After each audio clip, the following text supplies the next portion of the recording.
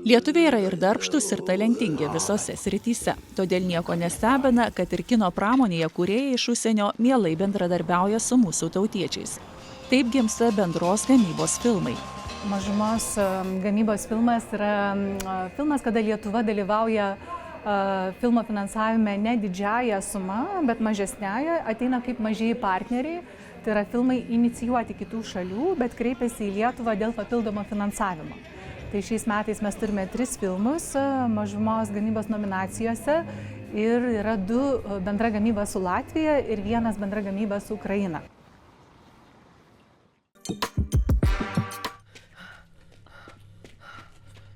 Latvių režisierės Ignės Birkovos filme Lotus svarbų vaidmenį užėmė lietuvių aktorė, garso režisierius, kompozitorius, koprodiuserė.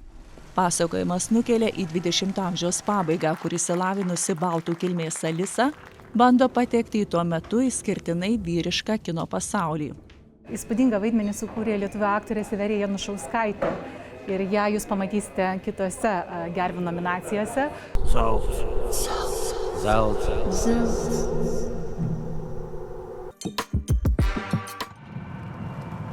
Dar vienas bendros lietuvių ir latvių gamybos filmas Paskutinis rokenrolas. Režisierė Elizabetė Gricmanė, korežisierė Ramunė Rakauskaitė.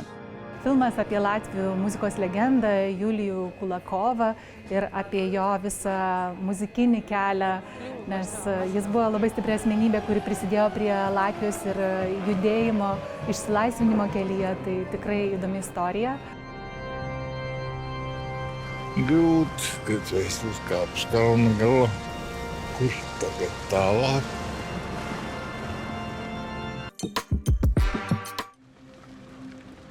Ukrainos ir Lietuvos drauge kurtas filmas pro begalybės objektyvą parodo tokią realybę, į kurią ne visada lengva žiūrėti. Režisierė Ksenija Kravcova.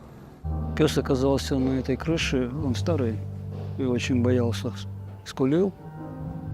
Mes sekame fotografo gyvenimo istoriją, kartu pro objektyvą stebime Ukrainos gyventojų įvairias akimirkas iš ankstesnių laikų ir iš dabartinės Ukrainos. Kas iš šių nominantų laimės sidabrinės gervės statulėlę, sužinosime birželio 8 dieną tiesioginio LRT eterio metu.